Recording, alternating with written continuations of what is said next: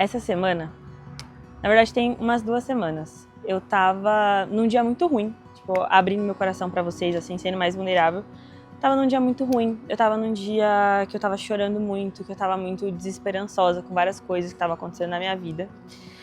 E eu não queria fazer nada, mas eu tinha vários compromissos no dia, eu tinha coisas que eu precisava fazer. E aí eu falei assim, bom, vou resolver alguns dos meus compromissos, e eu não tinha almoçado, era, sei lá, 4 horas da tarde. Aí eu falei, vou passar na padaria e vou comprar alguma coisa pra eu comer. Nisso que eu fui na padaria, tem uma pessoa em situação de rua que sempre fica na frente dessa padaria que é do lado da minha casa. E eu passo na frente há muito tempo já, sempre passo lá na frente. Ele nunca me pediu nada, ele nunca nem olhou pra mim, nunca nem quando eu passava na rua assim me chamou pra nada, nunca mexeu comigo, nada do tipo. Mas nesse dia eu fui conversando com Deus o caminho inteiro, falando sobre como eu tava mal, pedindo pra Deus ministrar alguma coisa no meu coração, pedindo pra Deus falar comigo de alguma forma. E aí nisso, ele pela primeira vez olhou pra mim e falou, moça, você pode comprar um prato de comida pra mim que eu tô com fome? E aí aquilo me tirou muito da minha bolha, das coisas que eu tava sentindo, dos meus problemas. Eu falei assim, não vou almoçar, assim, não vou, sabe, pegar um prato por quilo, eu vou comprar só um salgado, tudo bem se for algo assim? Ele, não, tudo bem, pode ser um salgado e um suco, alguma coisa assim. Eu falei, não, claro. E aí eu também, assim, no dia não estava com rios de dinheiro, mas eu falei, não. Cara, ele nunca me pede, e no dia que eu tô conversando com Deus, que eu não tô bem, foi a primeira vez que ele conversou comigo. Falei, não, tá bom. Aí fui, comprei. Na hora que eu entreguei pra ele, ele falou assim, que Deus te abençoe e nunca lhe falte.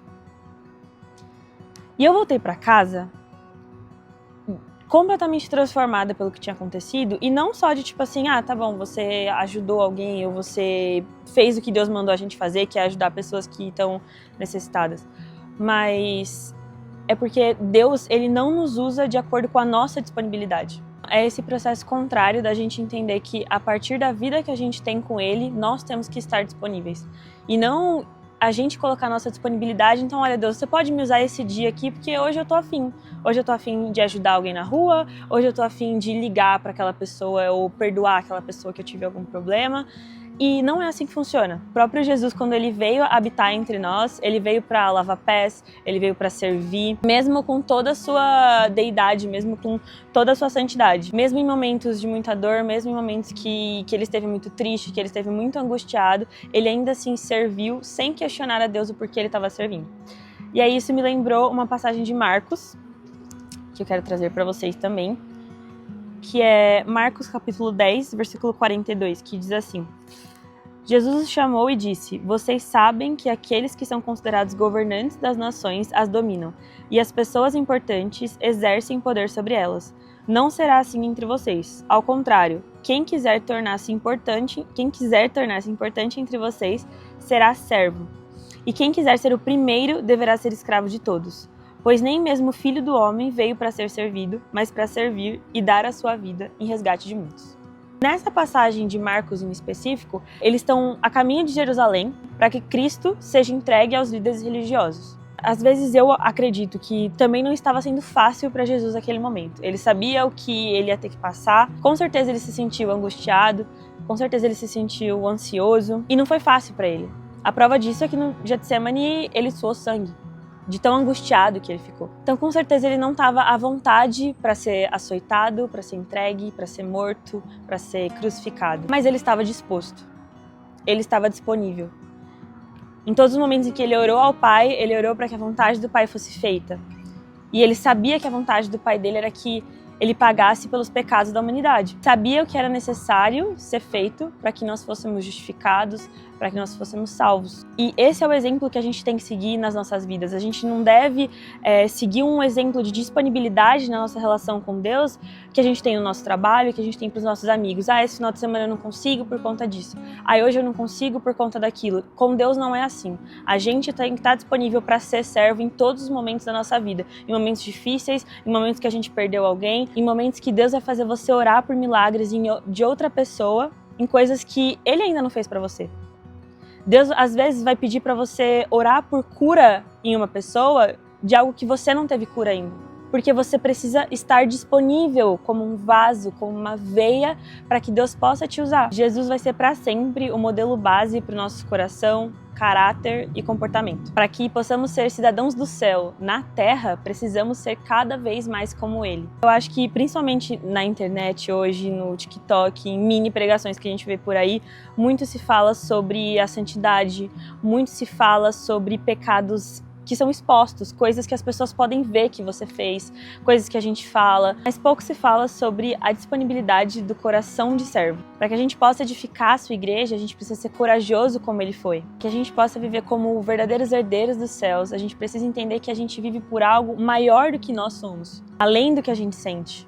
Nos permitir ser guiados pelo que a gente sabe, pelo que Deus nos revelou e não por aquilo que a gente sente, não pela nossa disponibilidade. Porque hoje eu não tô afim, Deus, hoje eu não consigo. Deus, hoje eu não consigo ir para a igreja servir porque eu tô cansado. Deus, hoje eu não consigo ajudar essa pessoa porque eu não tenho dinheiro suficiente. Deus, hoje eu não consigo ouvir a minha amiga falar sobre um problema que ela tem porque eu já tô com muita coisa na minha cabeça.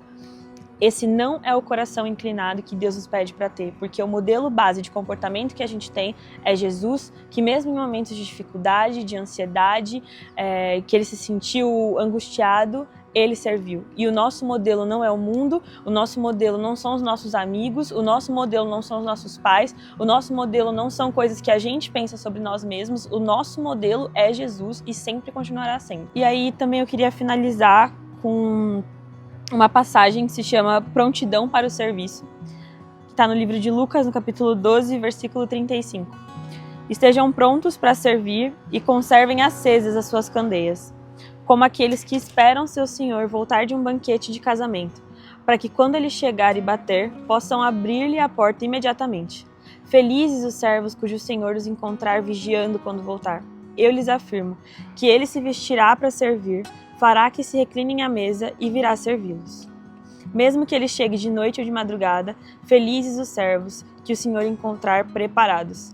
Entendam, porém, isso: se o dono da casa soubesse a que hora viria o ladrão, não permitiria que a sua casa fosse arrombada.